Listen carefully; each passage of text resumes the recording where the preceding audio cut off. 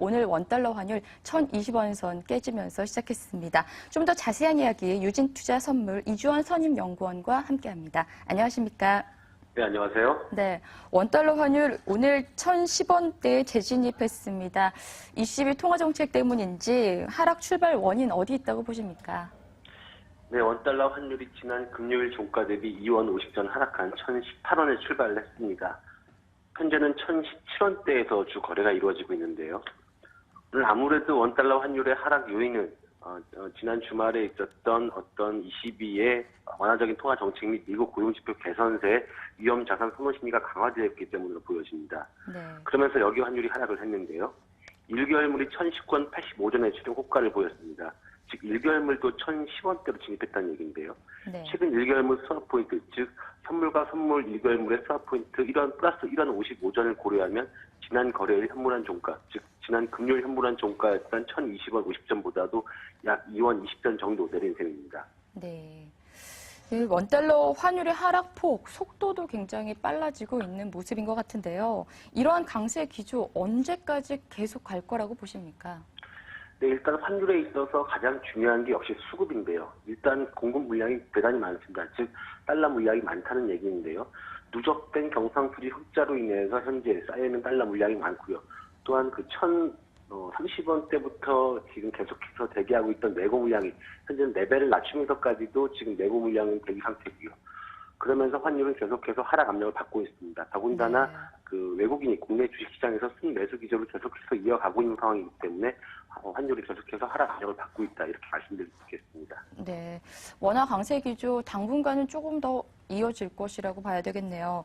그렇다면 원달러 환율 연내에 세 자릿수 진입 가능할 것이다. 이런 일각에서 얘기도 나오고 있는데요. 연구원님 생각은 어떠십니까? 일단 수급적인 측면에서만 본다고 한다면 일단 세 자릿수 진입은 충분히 가능한 그런 상황이긴 한데요. 네. 이제 관건은 외환 당국의 개입 강도입니다. 현재 외환 당국은 계속해서 밀세 조정을 통해서 환율의 어떤 낙폭 그리고 속도 조절을 하고 있는데요. 일단 그 지난주까지만 하더라도 약 21거래일 동안에 환율을 계속해서 1,020원에 묶어둔 외환 당국이었거든요. 네. 따라서 외환 당국의 어떤 그 개입이 환율에 큰 변수가 될 수 있겠는데요. 일단 명분은 생겼습니다. 즉 N1 재정 환율이 1,000원 이하로 하락을 했고요. 그런 만큼 외환 당국의 개입 명분이 될 수 있습니다. 또한 외환 당국이 그동안 1,020원 선을 방어하겠다는 의지를 계속해서 보여줬던 만큼 실제로 1,010원대에서 강한 매도 물량이 나오기도 조금은 어려운 상황입니다. 따라서 여전히 반등의 여지도 조금은 남아있다 이렇게 볼 수 있겠습니다. 아, 그렇습니까? 사실 그동안에 외국 외환은행이 IMF나 미국 등 이제 국제사회의 눈치를 좀 보느라 적극적으로 방어하지 못했다 이런 일각에서 맞습니다. 얘기들도 나오고 있는데요. 앞으로는 조금 더 적극적으로 개입을 할 수 있을까요? 네, 일단은 N1 재정 환율 하락에 주목을 할 것으로 보여지는데요. 현재로서 N1 재정 환율도 그렇고 원 위안 환율도 그렇습니다. 계속해서 하락을 하면서 어떤 원화 강세, 원화에 상당한 부담이 되고 있는데요. 원화에 부담이 되고 있다는 얘기는 결국에는 수출주에도 수출 기업들에게도 굉장히 부담이 되고 있다는 건데요. 네.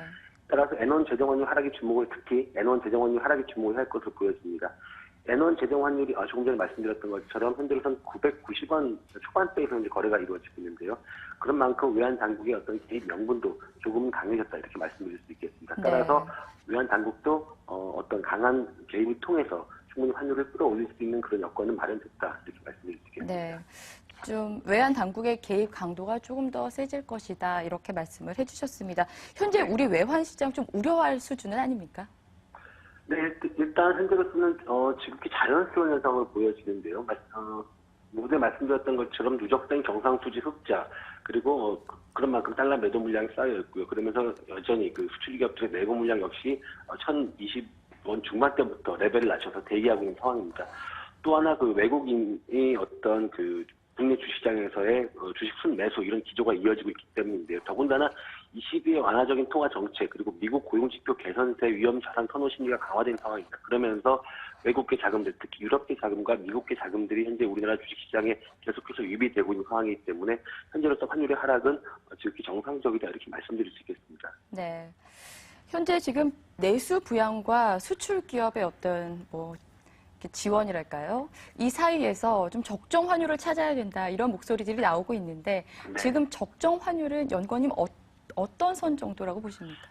네, 글쎄, 적정 환율이라고 하는 표현은 조금 어려울 수 있겠는데요. 네. 일단 관건은 그 하락 속도입니다. 즉 하락 속도가 완만하다고 한다면 현재로서 수급적인 측면에서 공급이 많은 상황이기 때문에 환율이 내려가는 건 당연하다고 볼 수 있겠는데, 다만 그 낙폭이 특히 어떤 그 매도 심리가 과하게 쏠리면서 낙폭 속도가 굉장히 가파르고 더군다나 예측 못할 정도로 대비할 수 없을 정도로 환율이 하락한다고 한다면 그게 문제가 될 수 있다고 보여지는 네. 거죠. 현재로서는 어느 정도 예측 가능한 상황입니다. 다시 말씀드려서 당국이 1020원 선에서 어떤 그 환율 속도를 조절하겠다는 강력한 의지를 보여줬고요. 또한 1010원대로 지금 현재 오늘 환율이 하락하긴 했지만 여전히 당국 개입에 있어서 눈치 보기 장세는 계속이 되고 있습니다. 따라서 현재와 같은 상황이면은 충분히 그 환율의 하락 속도에 대응할 수 있는 그런 시간적 여건은 만들어질 수 있다, 이렇게 보여지고 있습니다. 따라서 네. 적정 환율이라고 하는 표현은 좀 어렵다고 제가 말씀드렸던 이유는 그런 건데요. 일단 환율이 예측 가능한, 즉 대비 가능한 수준에서만 움직인다고 한다면 충분히 환율은 적정하다라고 말씀드릴 수 있겠습니다. 네. 관건은 환율의 낙폭 속도겠네요. 네. 유진투자선물이네요. 이주환 선임연구원이었습니다. 고맙습니다. 네, 감사합니다. 네. 이 시각 뉴스룸 살펴보시고요. 낭중지추 스몰캡 코너 이어집니다.